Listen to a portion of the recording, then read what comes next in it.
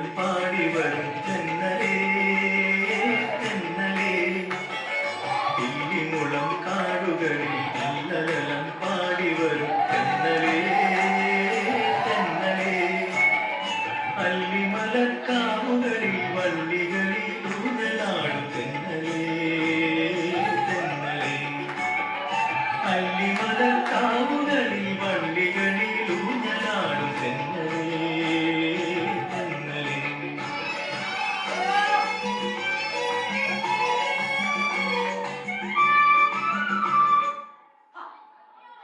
കുഞ്ഞിരാമ എത്ര സമയായി ഇങ്ങനെ തെങ്ങുമ്മ കയറിയിട്ട് എടാ നീ ആ തേങ്ങ മുഴുവൻ പറിക്ക് തെങ്ങുമ്മലുള്ളത് തെങ്ങ് വേറെ ഉള്ളതാ പാടി വരും തെന്നലേ തെന്നലേ ഇല്ലിമുളം കാടുകളിൽ അല്ലലലം പാടി വരും തെന്നലേ തെന്നലേ അല്ലിമലക്കാവുകളിൽ വള്ളികളിൽ ഊഞ്ഞലാടും തെന്നലേ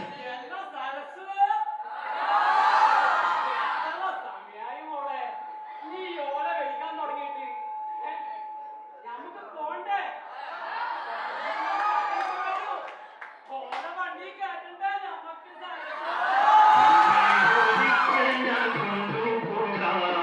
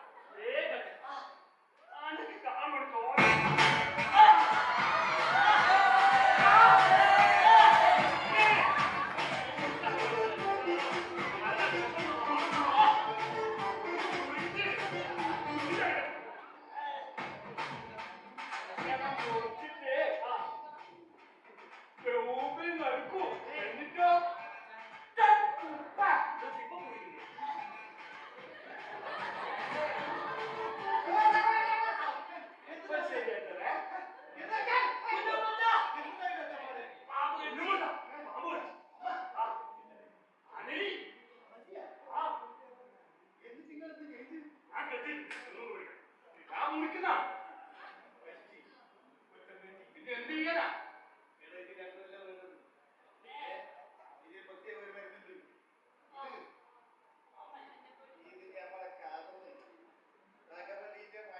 ഉയ്യ്.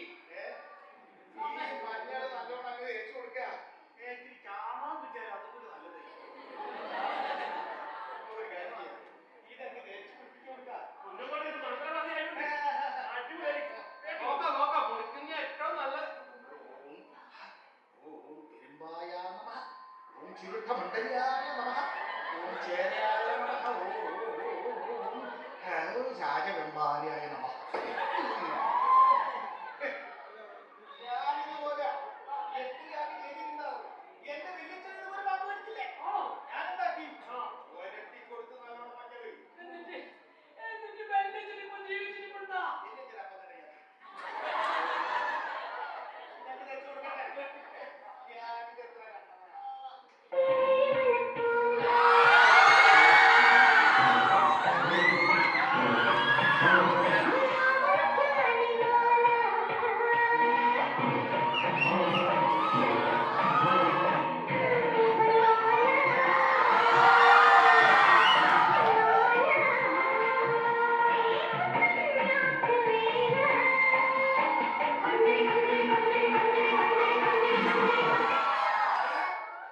ഒത്തിരിയുടെ ജീവൻ പോകുന്നത് നിങ്ങൾ കൊഞ്ചി കളിക്കുന്ന.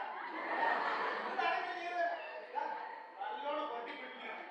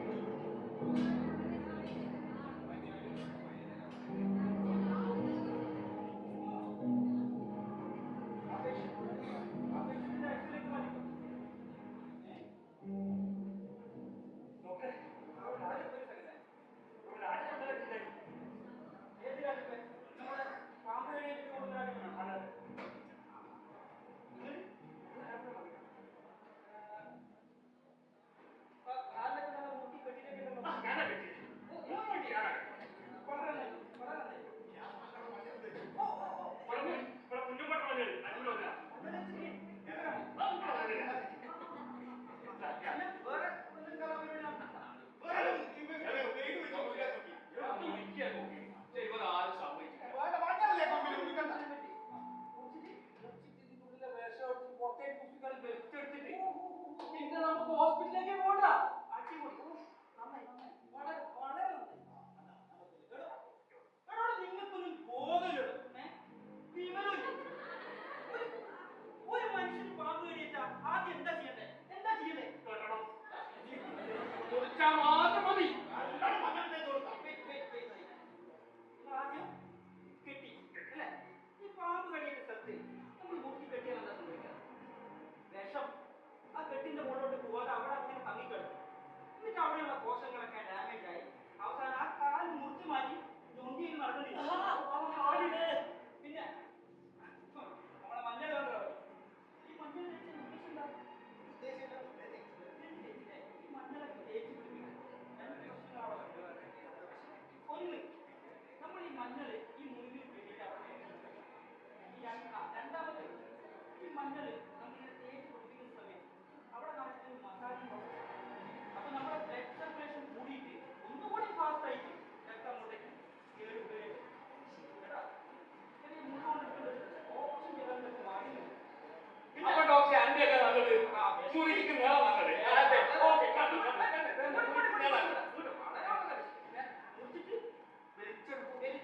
എന്തുകൊണ്ട് ഇങ്ങനെ മുറിച്ചിട്ട് വലിച്ചെടുത്താല് ദേശം പുറത്ത് വരുന്നാരാ പറഞ്ഞത്?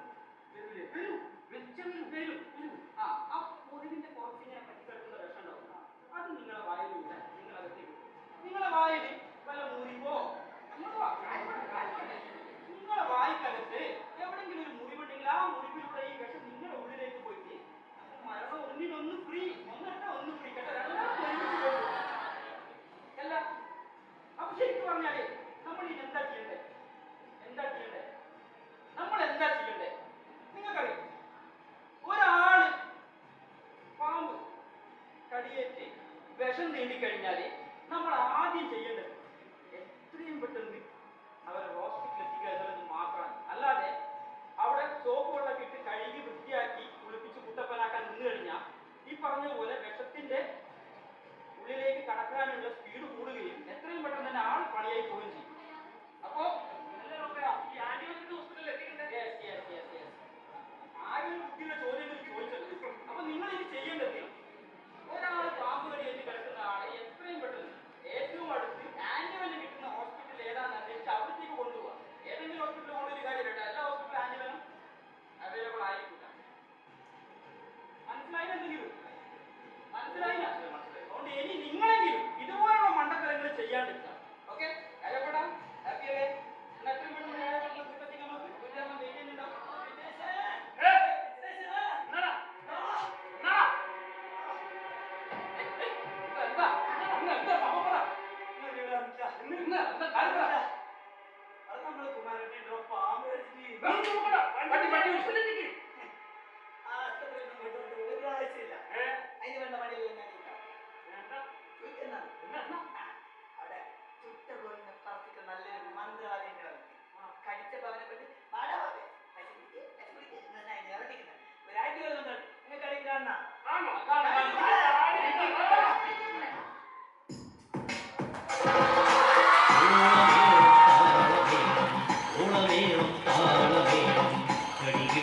പേടിക്കല്ലേ കെട്ടിക്കളി വേണ്ടാട്ടോ അടി കിട്ടിയാൽ പേടിക്കല്ലേ കെട്ടിക്കളി വേണ്ടാട്ടോ മുറിക്കല്ലേ ഊറ്റല്ലേ മഞ്ഞളും മന്ത്രവും വേണ്ടാട്ടോ മുറിക്കല്ലേ ഊറ്റല്ലേ മഞ്ഞളും മന്ത്രവും വേണ്ടാട്ടോ ആശുപത്രി ജീവൻ തിരികെ കിട്ടുമ്പോൾ പ്രിയപ്പെട്ട വിദ്യാർത്ഥികളെ, നമ്മൾ ഇന്നത്തെ ഈ പ്രോഗ്രാമിന്റെ ഭാഗമായിട്ട് ഒരു ചെറിയൊരു നാടകം എന്നൊക്കെയാണ് ഇവിടെ നേരത്തെ വിശേഷിപ്പിച്ചിട്ടുള്ളത്. ഒരു നാടകമല്ല, ചെറിയൊരു സ്കിറ്റാണ്. എന്തായാലും വിഷപർവം എന്ന് പേരിട്ടിരിക്കുന്ന ഈ സ്കിറ്റ് നിങ്ങൾക്ക് എല്ലാവർക്കും ഇഷ്ടപ്പെട്ടിട്ടുണ്ടാവും എന്ന് വിചാരിക്കുന്നു. ഇഷ്ടപ്പെട്ടില്ലേ? അല്ലേ? നിങ്ങളെല്ലാവരും എൻജോയ് ചെയ്തില്ലേ? ഓക്കെ, ഞാനിവിടെ മുമ്പും വന്നിട്ടുണ്ട്.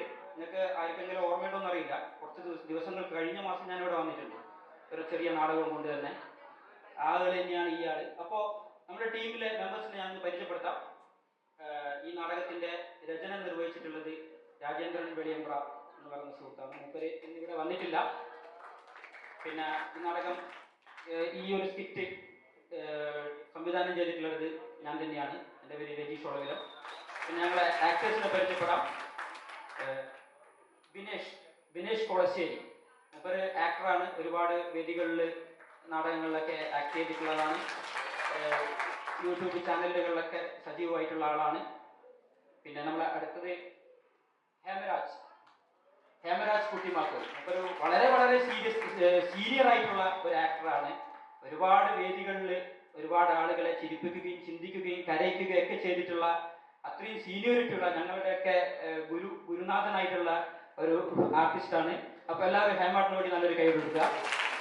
പിന്നെ ഷാജി കുട്ടിമാക്കൾ, നമ്മുടെ ഷാജിയേട്ടനാണ്. ഷാജിയേട്ടനും ഇതേപോലെ തന്നെ നമ്മുടെ കൂടെ ഒരുപാട് വർഷങ്ങളായിട്ട് ഈ ഒരു അമേച്ചർ തിയേറ്റർ രംഗത്തും പ്രൊഫഷണൽ തിയേറ്റർ രംഗത്തും സജീവമായിട്ട് ആക്ട് ചെയ്തുകൊണ്ടിരിക്കുന്ന ഒരു ഇന്നും നാടകങ്ങളൊക്കെ അഭിനയിച്ചുകൊണ്ടിരിക്കുന്ന അത്രയും പ്രഗത്ഭനായിട്ടുള്ള ഒരു വ്യക്തിയാണ്. അപ്പോൾ എല്ലാവരും ഷാജിയേട്ടന് വേണ്ടി ഒരു കൈയ്യടി കൊടുക്കുക. പിന്നെ നമ്മുടെയൊക്കെ സ്വന്തം വിജിലേഷ് കോടിയേരി, ഇദ്ദേഹം സത്യം പറഞ്ഞാൽ നമ്മുടെ ടീമിലേക്ക് ഇദ്ദേഹം കാരണമാണ് ഞങ്ങളിപ്പോൾ ഇവിടെ എത്തി നിൽക്കുന്നത്. നിങ്ങളുടെ ഈ പരിപാടി സംഘടിപ്പിച്ചിട്ടുള്ള മാർക്കിന്റെ ഒരു സജീവ പ്രവർത്തകൻ കൂടിയാണ് ഇദ്ദേഹം. അതേപോലെ തന്നെ സ്നേക്ക് റെസ്ക്യൂവറാണ്. നിരന്തരം പാമ്പുകളെ പിടിക്കുക, പാമ്പുകളെ കൊണ്ട് അമ്മാനമാടുക എന്ന് പറയുന്ന ഒരു ജോലിയാണ് ചെയ്തുകൊണ്ടിരിക്കുന്നത്. സോറി, അമ്മാനാടുന്നില്ല കേട്ടോ, അതിഥികൾ അങ്ങനെ പറയുമ്പോൾ മൂപ്പർക്കത് വിഷമാവും. നമ്മുടെ നാടകക്കാരെ നമ്മൾ അങ്ങനെ നമ്മുടെ ഭാഷയിൽ പറഞ്ഞു പോകുന്നതാണ്. അപ്പോൾ വിജിലേഷ് ഏട്ടൻ ഫോറസ്റ്റ് വാച്ചർ കൂടിയാണ് അല്ലേ, കണ്ണവത്തെ വാച്ചർ കൂടിയാണ്. അപ്പം നമ്മുടെ വിജിലേഷ് ഏട്ടനും വളരെ മനോഹരമായി വേറൊരു കാര്യം കൂടിയുണ്ട്. വിജിലേഷ് ഏട്ടൻ ഇതൊക്കെ ആണെങ്കിലും മൂപ്പര് തിയേറ്ററുമായിട്ട് വളരെ സജീവമായിട്ട് ആക്റ്റീവായിട്ട് തന്നെ സഹകരിക്കുന്ന ഒരു വ്യക്തിയാണ്. ഞങ്ങളുടെ കൂടെയൊക്കെ ഇതിന് മുമ്പും ഒരുപാട് വർക്കുകളിലൊക്കെ അസോസിയേറ്റ് ചെയ്തിട്ടുള്ളതാണ്. അപ്പം എന്തായാലും വിജിലേഷ് ഏട്ടന് നല്ലൊരു കൈയ്യടി കൊടുക്കുക. പിന്നെ ഞങ്ങളുടെ ഇദ്ദേഹവും ബിനേഷ് തന്നെയാണ്. ബിനേഷ് പനക്കാടൻ എന്നാണ് ഇദ്ദേഹത്തിന്റെ പേര്. കൊളശ്ശേരി എരഞ്ഞോളി സ്വദേശിയാണ്. അപ്പോൾ ഇദ്ദേഹത്തെ കുറിച്ച് പറയുകയാണെങ്കിൽ കൂടുതൽ എല്ലാവരെ കൊണ്ട് പറഞ്ഞ പോലെ തന്നെ ഒരുപാട് വേദികളിൽ ആക്ട് ചെയ്തിട്ടുണ്ട്. ഇദ്ദേഹത്തിന് ഒരു മലബാർ ധർമ്മടം ഹാബിറ്റ്സ് എന്ന് പറഞ്ഞൊരു യൂട്യൂബ് ചാനലൊക്കെ ഉണ്ട്. അതിൽ കയറി നോക്കിക്കഴിഞ്ഞാൽ മൂപ്പരുടെ വളരെ കോമഡിയുള്ള പെർഫോമൻസ് ഒക്കെ അതിൽ കാണാൻ പറ്റും. ബംഗാളിയായിട്ടും മലയാളിയായിട്ടും തമിഴനായിട്ടും ഒക്കെ അങ്ങനെ പല പല വേഷപ്പകർച്ചകളിലൂടെ ആളുകളെ ചിരിപ്പിച്ചുകൊണ്ടിരിക്കുന്ന ഒരു വ്യക്തിയാണ് വിനീഷേട്ടൻ. പിന്നെ മറ്റൊരു പ്രധാനപ്പെട്ട വ്യക്തി നമുക്ക് പരിചയപ്പെടുത്താൻ വിഷ്ണു എന്ന് പറയാൻ പാടില്ല എന്ന് എന്നോട് ആദ്യം പറഞ്ഞത് കൽക്കി. ഇദ്ദേഹത്തിന്റെ പിന്നെ ആർട്ടിസ്റ്റിക് നെയിം, സ്റ്റേജ് നെയിം കൽക്കി എന്നാണ്. ഇദ്ദേഹം ഇവിടെ നമുക്ക് സപ്പോർട്ട് ചെയ്തിട്ടുള്ളത് ഇതിന്റെ മ്യൂസിക് ബാക്ക്ഗ്രൗണ്ടിലാണ് സപ്പോർട്ട് ചെയ്തിട്ടുള്ളത്.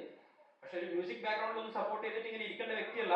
ഒരുപാട് വലിയ വലിയ വേദികളിൽ റാപ്പ് സിംഗർ കൽക്കി എന്ന പേരിൽ അറിയപ്പെടുന്ന ഒരു ഫേമസ് റാപ്പ് സിംഗറാണ്. അപ്പൊ എന്തായാലും തിയേറ്റർ ആർട്ടിസ്റ്റ് കൂടിയാണ്. അപ്പൊ വിഷ്ണു കൽക്കിക്ക് വേണ്ടി നല്ലൊരു കയ്യും. ഞാൻ ഓൾറെഡി എന്നെ പരിചയപ്പെടുത്തി കഴിഞ്ഞു. എൻ്റെ പേര് രജീഷ് ഒളവിലം. ഞാനും ചെറിയ നാടക പ്രവർത്തകനാണ്. Okay, thank U.